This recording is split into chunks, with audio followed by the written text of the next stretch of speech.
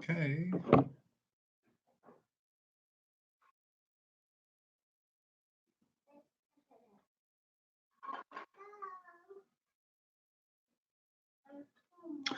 All right, so this is going to go over the Ohm's law questions, and then we'll go over the answers, and that's that. So here we go. Question one. An alarm clock draws 0.5 amps of current when connected to a 120 volt circuit. Calculate its resistance. So again, brought up this thing. So again, what we know I is 0.5 amps and the voltage is 120. We're looking for resistance. In this case, since it's just V and I and we're looking for R, we can use Ohm's law of V equals IR. All right, so if we know V equals IR, we can rearrange that for R is going to be V over I, which is going to be 120 divided by 0.5. Gets us 240 ohms. So this is the work for number one. We knew it was V equals IR. We arranged to get R by itself by bringing I to the other side via division. So V over I is R, 120 divided by 0.5 is 240, and its resistance, so the unit is ohms. All right, that's question one.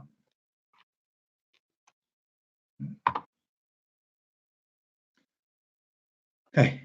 Question two, we know the voltage is 110 volts. The current is 5.5 amps. So we're looking for the resistance and then the power consumption. All right. So if we want to find R, we can do the same thing we just did. So we know R is V over I, or 110 over 5.5. Gets us 20 ohms. That's the resistance. And to find power, we can use P equals IV, or you could use P equals I squared R. I think that one's harder. Why use a square thing if you don't need to? So I is 5.5, all right, and V is 110. So 5.5 times 110 gets us 605 watts. So I have circled or squared both answers for number two. So again, we first found R using V equals IR, rearrange it for R. And then to find P, we use P equals IV. And again, if you use P equals I squared times R, you would get the same answer, just whichever one you'd rather use. So that's question one and two. Okay. For question three. Right. An electric heater works by passing 100 amps of current through a coiled metal wire, making it red hot. We're given the resistance as 1.1 ohms. We're looking for V and P. So if we know I and R, Ohm's law is V equals IR. So V is just going to be 100 times 1.1, and that's going to give us 1100 volts. To find power, it's I times V. So that's 100 times the V we just found, 1100. So that's 11 and then 4 zeros. So 1, 2, 3. 100 or 1100 volts and 110,000 watts, respectively, for V and then P. All right, this one right here. Okay. Question four, a 12-volt battery pushes charge through a headlight. The resistance is 10 ohms. How much current is passing through the circuit? So here we're looking for I, okay, for this one. We're given V and R. So we can use the original Ohm's law equation, V equals IR. Rearrange that for I, so bring R to their side via division. So I is going to be 12 over 10, or 1.2 amps. Right, and there is our V equals IR. Right, that's questions 1 through 4. All right. I think the last math question is 5, and then it's some conceptual questions. So 5, all right, a generator produces 10,000 watts of electricity. Watts is the unit for power, and we're given a voltage is 220 volts. We're just looking for how much current. All right, so we can use P equals IV, or 10,000 equals I times 220. We divide the 10,000 by the 220. And we get 45.45 amps, and so on and so on. All right, and there is, this is number 5. All right. So for those of you that are actually on right now, does anybody have any questions about 1 through 5 before we look at the math questions? If you do, just shoot me a comment. I'll wait like 30 seconds or so if you have one. All right. And then we'll look at the conceptual questions.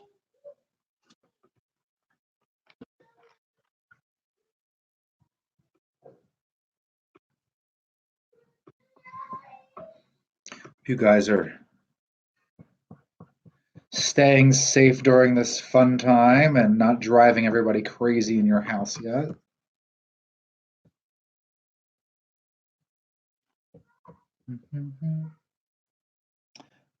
All right. Okay, so here we go.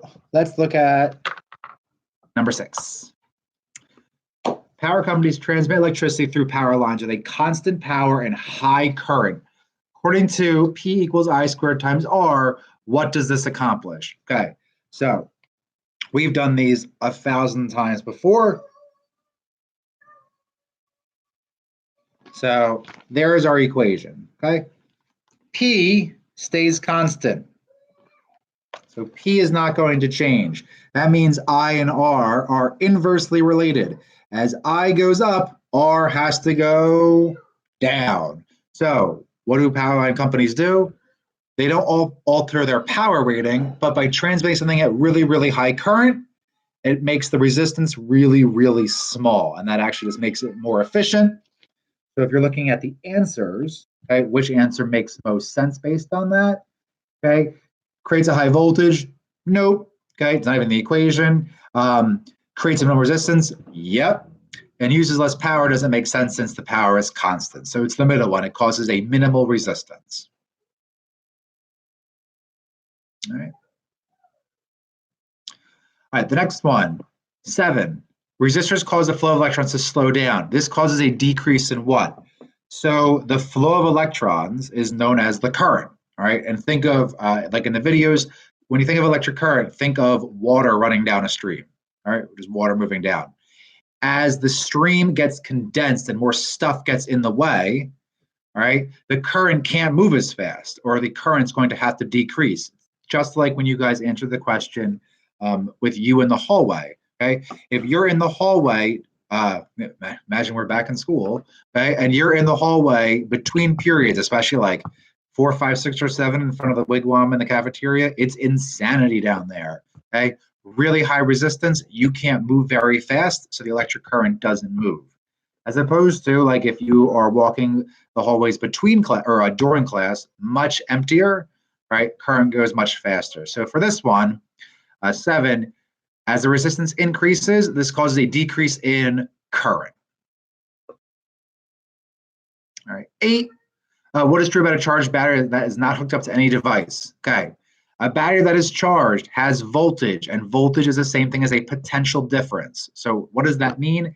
It means the battery has the ability to do work on something, but it will only do work if it's applied. Okay, so if you have a battery, any battery, okay, it automatically has the potential difference as long as it's charged and not dead. Okay, since this is a charged battery, we know it has a potential difference. Okay, so it's either the first one or the third one. The middle one, it has no potential difference, is not correct right now because it's a charged battery. But it's not hooked up. So this potential difference isn't doing anything, right? Batteries that are charged but aren't doing anything don't die. I mean, in a realistic world, like or in a perfect world, they wouldn't die. Okay, so it is the second one. It has, or third one, sorry, it has potential difference, but it is not applying it.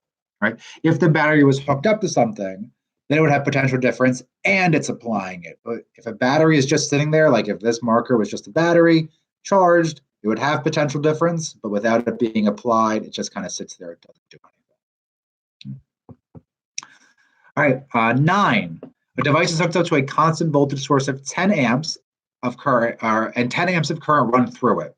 If the resistance of the device is quadrupled, what is the value of current that runs through it? Okay. So this is just like the question with P equals I squared R, except we're going to use Ohm's law. Right, this one, V equals IR. V, right, is being held constant. And I and R are inversely related. Sorry, so V is constant. If I goes up, R goes down. And if R goes up, I goes down. So, right, so that's what we've got here. Right? And everything is to the same power. First power, first power, first power. So whatever you do to I, R does the exact same thing in the opposite direction. Okay? So here's what we did, okay? We quadrupled the resistance. So the resistance went up. If the resistance goes up, then the current has to go down. And it's going to go down by the exact same amount. So if R goes up by 4 times, then I is going to go down by 4 times. So if the original current was 10 amps, right, it was originally 10 amps, but the resistance went up by 4 times, then the current has to decrease by 4 times, and that gets us to 2.5 amps.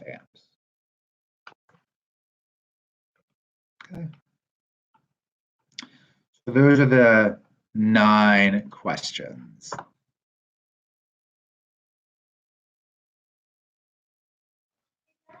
Does anybody have any questions about 6, 7, 8, or 9?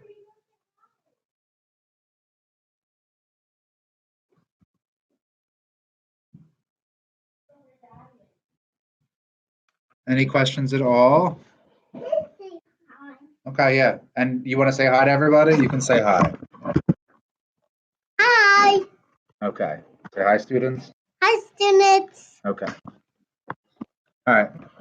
Any questions at all? Not very.